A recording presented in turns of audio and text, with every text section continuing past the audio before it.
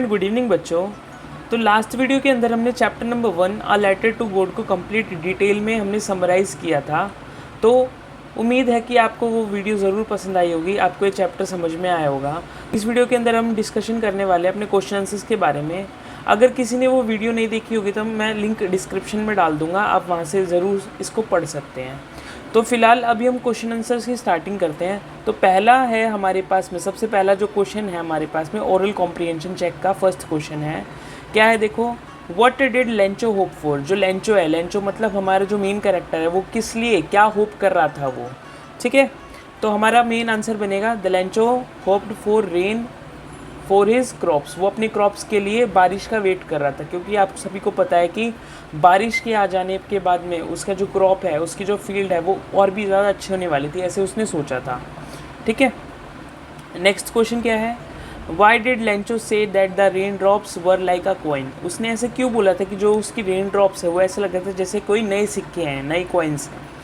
He said so because the rain drops would brings coin. उसको ऐसा लगता था कि जो रेन ड्रॉप्स हैं उसके लिए पैसे लेकर आएंगे। भाई जाहिर सी बात है, अगर वो क्रॉप्स को उगाएगा, उसको बेचेगा, तो उसके पास बहुत सारा पैसा आएगा।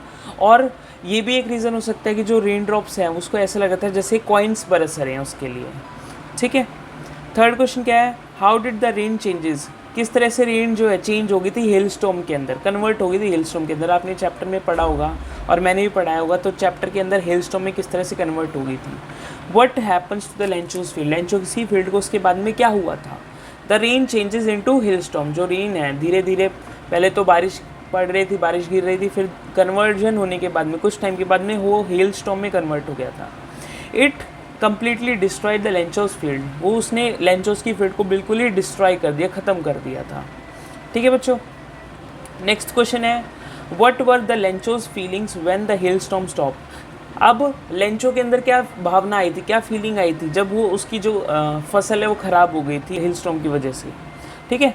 आंसर बनेगा Lencho was very sad because the hell left nothing.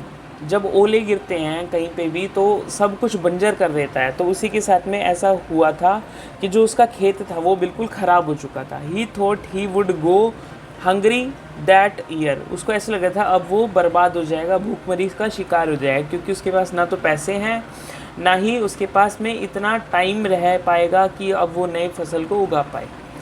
Oral comprehension 2 का हमारा फर्स्ट क्वेश्चन रहने वाला है, ठीक है। ये मैंने पार्ट्स में डिवाइड कर रखा है, जैसे ओरल कॉम्प्रिहेंशन फर्स्ट, सेकंड और थर्ड। सेकंड कॉम्प्रिहेंशन का फर्स्ट क्वेश्चन है, हु और what did Lencho have faith in. क्यों फेथ था और किसके ऊपर फेथ था लेंचो को। व्हाट डिड ही डू, उसने ऐसा क्या किया। Lencho had faith in God. जो लेंचो है उसको गॉड पे, भगवान पे फेथ था, बिलीव था। He wrote a letter to God. उसने लेटर लिख दिया गॉड को कि भाई आपने क्या कर दिया, और अगर आपने किया है तो इसको अब आप ही सुधार सकते हो, ठीक है। मैंने चैप्टर में ऑलरेडी पढ़ा रखा है, आप वहाँ से पढ़ सकते हैं।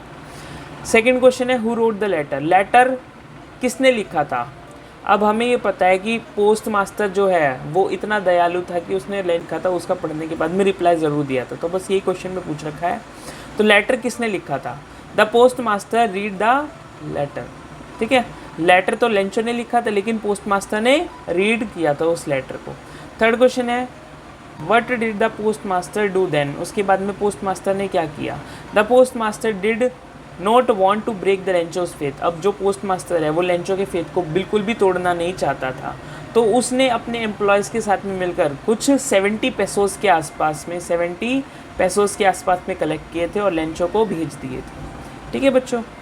अब है ओरल कॉम्प्रिहेंशन नंबर थर्ड। यहाँ पर पहला क्वेश्चन बनता है, was Lencho surprise to find a letter for him with the money in it. क्या लेंचो सरप्राइज हुआ था कि भाई गॉड का लेटर आ सकता है उसके पास में पैसों के साथ में।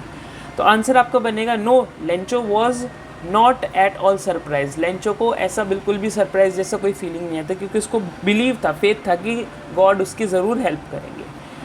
आंसर देख लो, no Lencho was not at all surprise to find a letter for him with money in it because he had deep faith in God. उसको भगवान पर पूरा यकीन था, पूरा विश्वास था। अगला क्वेश्चन है, व्हाट मेड हिम एंग्री। अब लेंचो ने जब अपने पैसे काउंट किए तो उसको कम लगे होंगे, तो उसको गुस्सा क्यों आया। He was angry to find 70 pesos while he asked to send 100।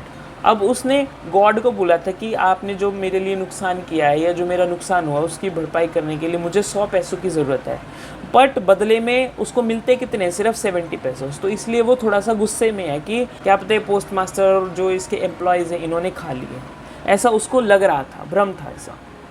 Next, thinking about the text का फर्स्ट क्वेश्चन है, who does Lencho have complete faith in, किसके ऊपर कंप्लीट फेथ था, अपने सेंटेंस में बताओ। आंसर बनेगा Lencho had complete faith in God, भगवान के ऊपर पूरा उसको बिलीव था।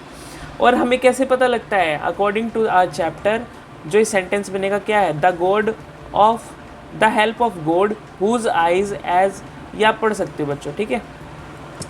सेकेंड क्वेश्चन है, why does the post master send money to Lencho, why does he sign the letter God, उसमें लास्ट में सिग्नेचर में गॉड का सिग्नेचर लिखा होता, तो पोस्ट मास्टर ने उसको पैसे क्यों भेजे थे और क्यों उसने सिग्नेचर किए थे गॉड के। तो आंसर आपका बनेगा the post master did not like that Lencho's faith in God should break. अब पोस्ट मास्टर को इतना यकीन था कि ये गॉड पर ज़रूर बिलीव करता है, इसलिए इसने लेटर लिख दिया है। अब पोस्ट मास्टर जो है वो लेंचो का बिलीव नहीं तोड़ना चाहते थे, इसलिए उन्होंने लेंचो को पैसों के साथ साथ में लेटर भी लिख के दिया। So he had sent money to Lencho, he sent the letter God to keep the Lencho's faith interact. अब लेंचोज के फेथ को भी इंटरैक्ट करना था, लेंचोज के फेथ को भी तोड़ना नहीं था, इसलिए उन्होंने दे दिया था। थर्ड क्वेश्चन बनेगा, did Lencho try to find out who had sent the money to him, क्या लेंचो ने ऐसा कभी जानने की कोशिश करी कि उसको पैसे किसने भेजे, क्या ये सच्ची में भगवान ने भेजे हैं किसी और ने भेजे हैं। तो लेंचो को बिलीव इतना था कि भगवान ज़रूर हेल्प करेंगे, तो उसने कोई भी ऐसे फाइंड आउट करने की कोशिश नहीं करी कि किसने एक्चुअल में अमाउंट उसको सेंड किया था। तो आंसर आपका बनेगा no, Lencho did not at all try to know who had sent him the money, किसने उसके लिए पैसे भेजे थे, उसने कभी भी जानने की कोशिश नहीं करी।